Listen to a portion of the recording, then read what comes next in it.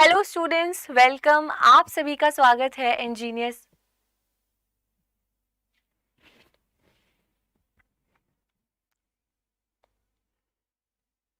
Hello students, welcome. आप सभी का स्वागत है गेट अदा पे। मैं अंशिका चतुर्वेदी और आज के नए सेशन में हम थोड़ा सा एडवांस करते हैं। और मैं ये भी बोल रही थी कि ये सेशन थोड़ा छोटा रहेगा। ठीक है, छोटा रहेगा बट उसकी कोई दिक्कत नहीं है। क्यों रहेगा? क्योंकि मुझे ऐसा लगता है कि आप लोग इंग्लिश नहीं पढ़ना चाहते हो, मे बी क्योंकि आप लोग लाइव नहीं आते हो मैम की क्लास में। ठीक है, तो मैं चाहती हूँ कि आप लोग पहले शेयर करो ताकि मैं क्लासेस अपनी जो रेगुलर होती है उसमें लूँ, क्योंकि मैं बहुत डिसअपॉइंटेड हूँ। ठीक है, तो ये बहुत गलत बात है, आप लोग सेशन शेयर नहीं करते हो। चलो, तो अगर हम स्टार्ट करते हैं सेशन, तो सबसे पहले मैं आपको ये बता देती हूँ कि जो हमारे एरर फाइंडिंग क्वेश्चन है वो मैंने इतनी ज़्यादा प्रैक्टिस इसलिए करवाए हैं आप लोगों को, क्योंकि अगर आपने एरर फाइंडिंग क्वेश्चंस कर लिए तो आप लोग एग्जाम में कोई भी क्वेश्चन आराम से कर लोगे। बस आपका बेसिक स्ट्रांग होना चाहिए, आपका बेसिक क्लियर होना चाहिए। ठीक है, तो अपन स्टार्ट करते हैं। आ जाओ।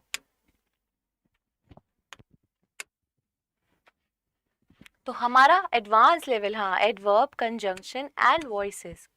चलो, आ जाओ।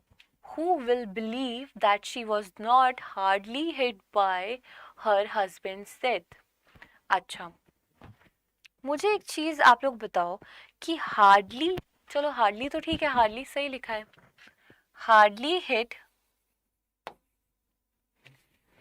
एक सेकेंड।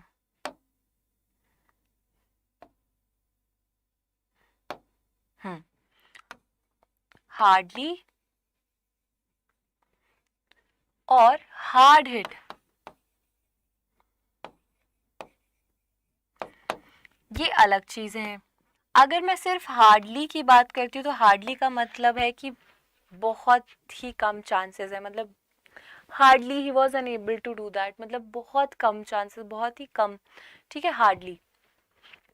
और हार्ड हिट का मतलब है, हार्ड हिट का मतलब क्या होता है? बहुत तेज कहीं से टकरा जाना या बहुत ही तेज कहीं पे चले जाना। तो अगर आप ये चीज देखोगे, who will believe that she was not hardly hit by her. Okay, अब देखो, हस्बैंड्स डेथ की बात हो रही है। अगर हस्बैंड की डेथ की बात हो रही है, दैट मीन्स वो हार्डली हिट तो नहीं होगी। हार्डली हिट सेंस क्या दे रहा है? मतलब उसको बहुत कम से ना के बराबर कुछ हुआ, लेकिन उसे कुछ ना के बराबर फर्क पड़ा। तो नहीं, हमें लिखना होगा hardly hard hit by her husband's death. ठीक है,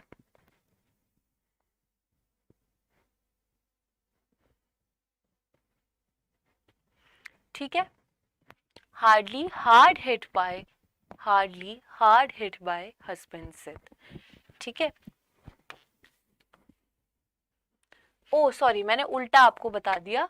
मैं बताना चाह रही, वही मैं सोचूं, मैं बता रही थी हार्डली हिट मतलब कि,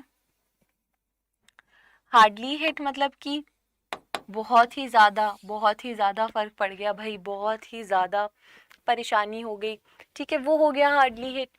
और अगर मैं बात करती हूँ hardly hard hit, hardly hard hit होगा मतलब उसे ना के बराबर फर्क पड़ा।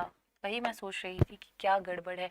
ना के बराबर फर्क पड़ा कि मतलब उसे ना के बराबर ये फर्क पड़ा कि भाई उसके हस्बैंड की डेथ, वो तो क्वेश्चन कर रहा है। Question, who will believe that she was not भी आया है, देखो नॉट, शी वो नहीं, उसको कम नहीं फर्क पड़ा।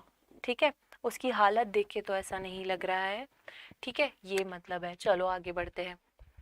Somebody reported to the contractor that his partner had only died a week before. Had only died a week before.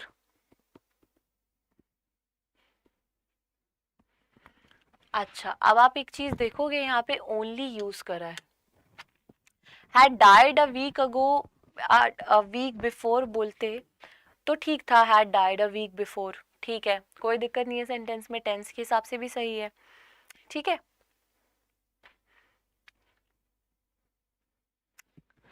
और अगर मैं बताऊं, यहाँ पे आपने ओनली लिख दिया, had only died.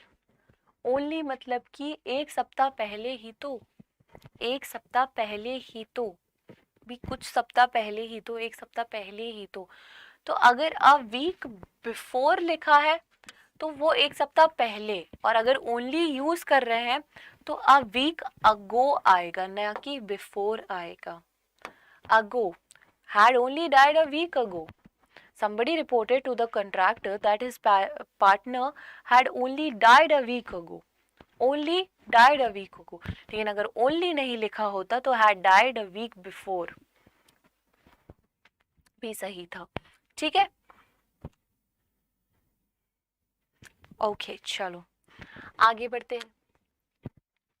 He asked me to completely forget her, but only I know how easy it is to say so. मतलब सब बोलते हैं कि उसे भूल जाओ, लेकिन मुझे ही पता है कि ये कितना इजी है और कितना टफ, मतलब ये कितना आसान है, कितना आसान नहीं है भूलना. तो मुझे पता है, मैं जानती हूँ या जानता हूँ. ठीक है.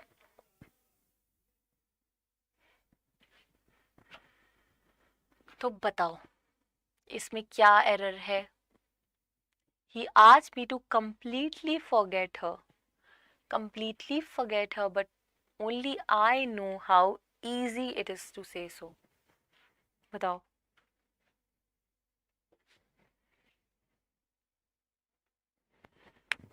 बोलो भाई.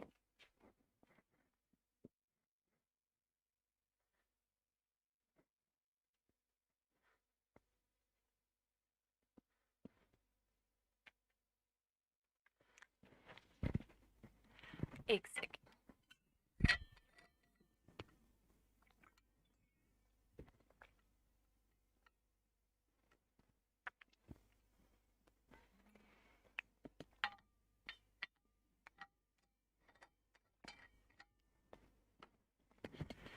ये नो एरर क्वेश्चन है. जब भी नो एरर क्वेश्चन होता है तो मैम रुक जाती है. मैम क्यों रुक जाती है? क्योंकि मुझे जानना रहता है कि आप लोगों को पता है कि नहीं पता है. ठीक है, इसलिए. चलो आगे बढ़ते हैं. When carefully examined, it will give us a clue to the mystery of the case. अगर examine करते हैं carefully तो हमें पता चलेगी कि mystery क्या है, क्या गड़बड़ है. ठीक है, बताओ.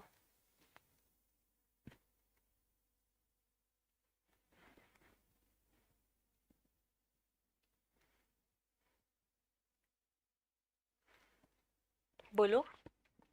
एक सेकेंड, मैं बहुत ज़्यादा कंफ्यूजन में हूँ आज. वही मैं सोच रही हूँ, I am feeling lost right now. बहुत ही ज़्यादा लॉस्ट हूँ. रुको. इस क्वेश्चन में I like it may be like he asked me to forget her completely. This is the error. No error नहीं है. He asked me to forget her completely, but only I know. Forget her completely completely forget her नहीं होगा, forget her completely होगा. ठीक है. यहाँ पे उसको बोलना, मतलब वो बोलना चाह रहा है कंप्लीटली. यहाँ पे एडवर्ब का काम कर रहा है. फॉरगेट हर कंप्लीटली, उसने मुझसे बोला है कि उसे भूल जाओ पूरी तरह से. Completely, forget her completely. ठीक है, अब सही है. चलो. When carefully examined, it will give us a clue to the mystery of the case. बताओ. When examined carefully होगा कि carefully examined होगा? When examined carefully होगा ना. Examined carefully. केयरफुली एग्जामिन क्या होता है? केयरफुली तो फिर एग्जेक्टिव का काम करे. कैसे एग्जामिन किया? केयरफुली एग्जामिन करा नहीं. When examined carefully, it will give us a clue to the mystery of the case. चलो, ए में एरर थी. She looked at him lovely, but he did not respond to her. Lovely, lovely की lovingly, lovingly होगा ना.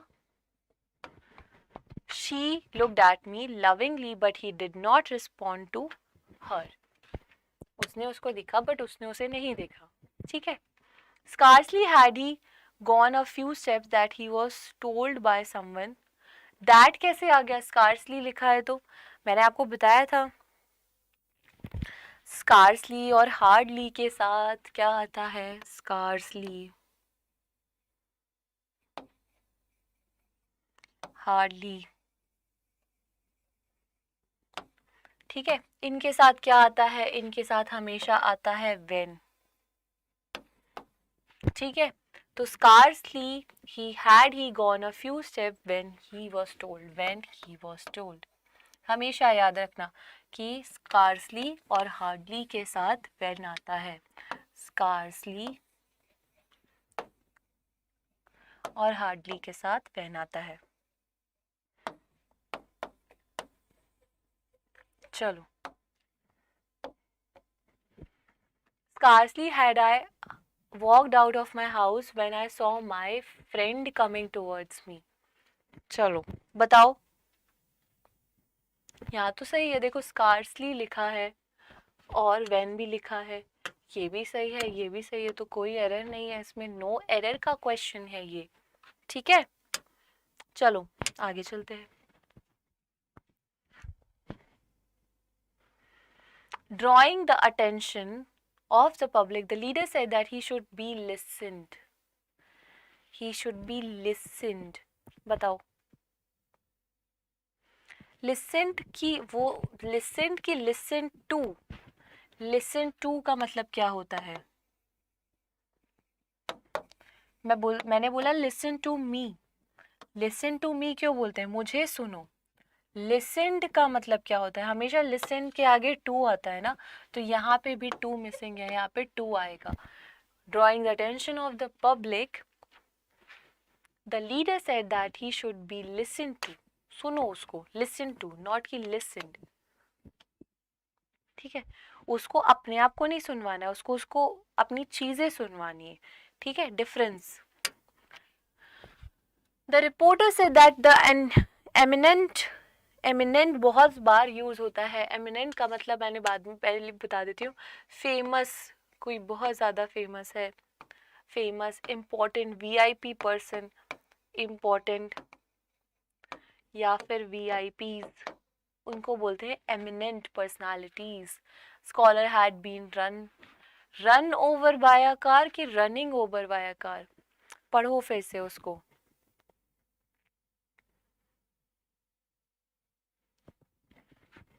एक second,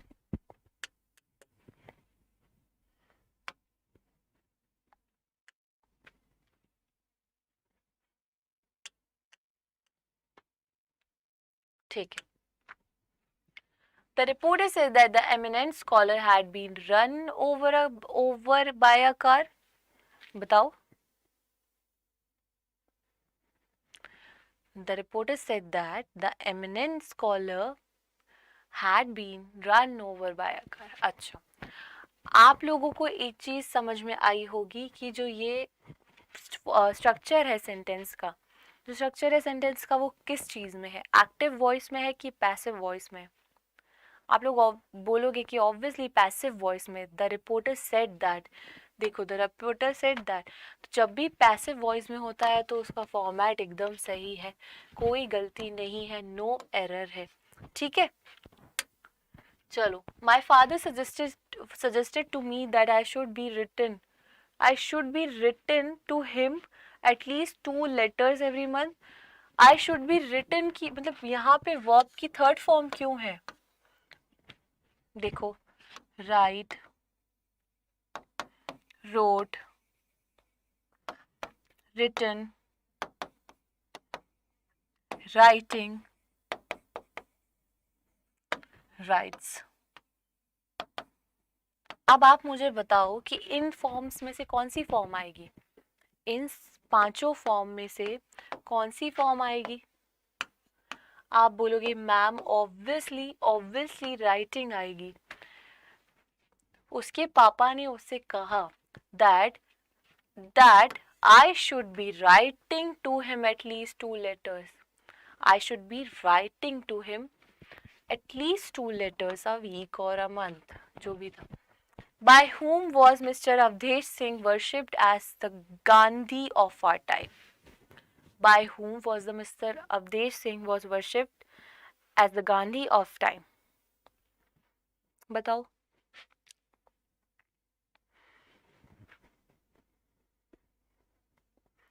क्या लगता है आपको, इसमें कोई एरर है? मुझे तो नहीं लग रहा। बाय देखो, अगर आप सेंटेंस का स्ट्रक्चर देखोगे, by whom was mister Awadhesh Singh worshipped as the Gandhi of our time, the Gandhi of the time of our time, ठीक है, बाय हुम, ठीक है, कोई दिक्कत नहीं है, no error. A new program is soon to be telecast from the Delhi Doordarshan. A new program is soon to be telecast होने वाला है फ्रॉम दिल्ली दूरदर्शन, दिल्ली के दूरदर्शन से, तो कोई एरर नहीं है इसमें भी, नो एरर। अगर आप बोलोगे telecasted, new program is soon to be telecasted from the Delhi, telecasted नहीं होगा क्योंकि अभी होने वाला है, और टेलीकास्टेड आपको पास्ट बताएगा, टेलीकास्टेड आपको पास्ट बताएगा, राइट, और पास्ट नहीं, क्योंकि अभी ये फ्यूचर की बात हो रही है। Soon to be telecast, telecasted नहीं कर सकते बिकॉज टेलीकास्टेड मैंने बता दिया, पास्ट बताएगा आपको। चलो स्टार्ट बोल रहे हो, आगे बढ़ते हैं। She was extremely annoyed by her lover's unreasonable behavior. As usual, girly things. ठीक है, लड़कियां बहुत ज़्यादा annoyed होती हैं. Why? Because unreasonable behaviors. ठीक है. अच्छा, अब मुझे बताओ, annoyed with somebody होता है और annoyed at somebody होता है, annoyed at something होता है. देखो, annoyed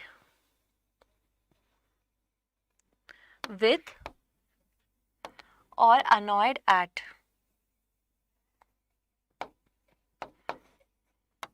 annoyed with हम होते हैं किसी के साथ, और किसी चीज़ पे हम annoyed at होते हैं.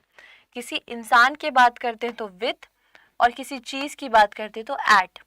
ठीक है, तो यहाँ पे इंसान की बात हो रही है, ये दोनों चीज़ें ही होती हैं, हमेशा याद रखना. annoyed with इंसान के साथ और annoyed at मतलब किसी चीज़ पे, तो यहाँ पे इंसान की बात हो रही है, तो annoyed with her lovers unreasonable behavior.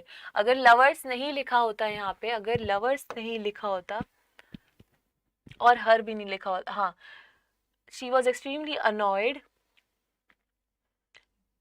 with her his लिखा होता, तो at his unreasonable behavior होता कि with his unreasonable behavior होता, ये बताओ.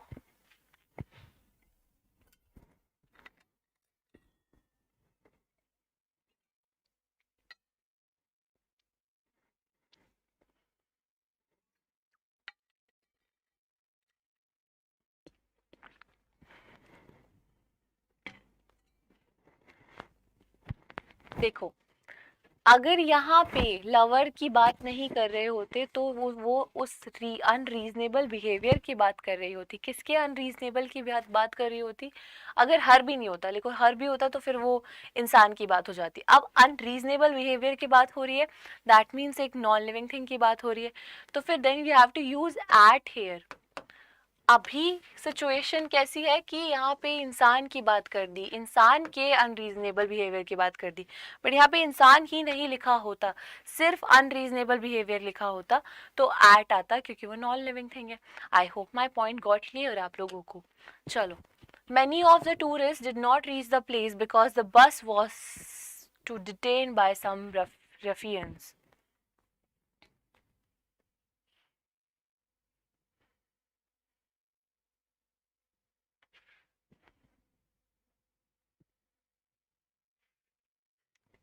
डिटेन का मतलब क्या होता है?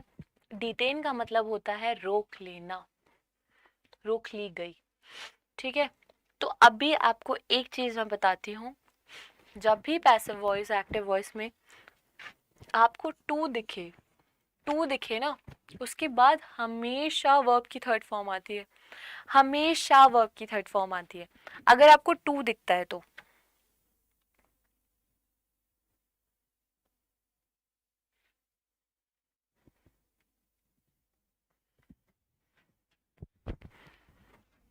many of the tourists did not reach the palace because the bus was to detain. रुकने वाली थी नहीं, बस was वॉज नहीं आएगा, bus had been. Many of the tourist, वो पहुंच नहीं पाए क्योंकि बस रुकने वाली है, नहीं, वो पहुंच नहीं पाए क्योंकि बस जो थी वो रुक गई वहां पे। ठीक है, वाली है नहीं, रुक गई थी, हैड बीन डिटेन्ड, अभी अभी रुक गई है। ठीक है, वाली है नहीं होगा, टू डिटेन का मतलब होता है रुकने वाली है। ठीक है, और मैं जब भी हिंदी, इंग्लिश टू हिंदी आप लोगों को ट्रांसलेट करके समझाने की कोशिश करती हूँ तो मैं खुद में भी कंफ्यूज हो जाती हूँ। ठीक है, many of the tourist did not reach the palace because the bus was to detain. बहुत सारे लोग पैलेस नहीं पहुँच पाए क्योंकि बस रुकने वाली थी। बहुत सारे लोग कॉलेज नहीं पहुँच पाए क्योंकि बस रुकने वाली थी, नहीं। बहुत सारे लोग कॉलेज नहीं पहुँच पाए क्योंकि बस रुकने वाली, अभी बस रुकने वाली, बस रुक गई है। ठीक है, बस रुक गई है। तो you have to use here, to के बाद हमेशा वर्ब की थर्ड फॉर्म लिखी जाती है एक्टिव पैसिव वॉइस में। तो आपको लिखना है bus had been detained, had been detained, bus रुक गई थी, हैड बीन डिटेन्ड। हैड का मतलब क्या है, पास्ट है। ठीक है, हैड बीन डिटेन्ड, और वर्ब की थर्ड फॉर्म के साथ बीन आता है, हैड बीन डिटेन्ड।